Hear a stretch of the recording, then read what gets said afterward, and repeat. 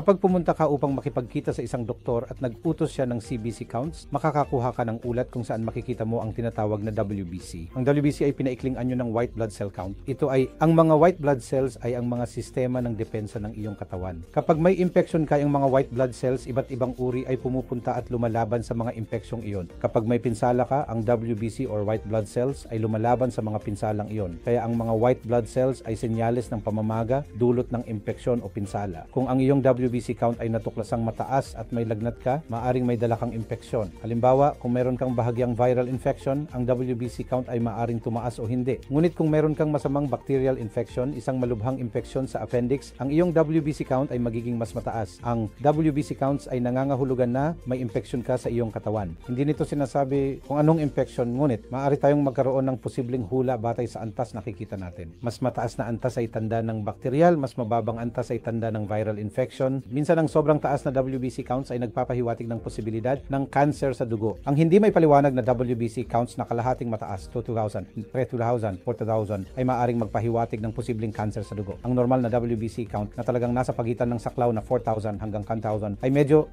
nag-iiba-iba. At kung gagawa ka ng blood test para sa WBC sa dalawang magkasunod o tatlong magkasunod na araw, maaari mong makita ang pagkakaiba ng kahit 1,000 hanggang 1,500 sa loob ng dalawang araw. Kung tatakbo ka at gagawa ng WBC count, maaari mong makita ang mas mataas na WBC count. Kaya huwag magpanik kung sa dalawang araw ang iyong blood counts o WBC counts ay nagpapakita ng magkaibang resulta. Nasa normal na saklaw ito.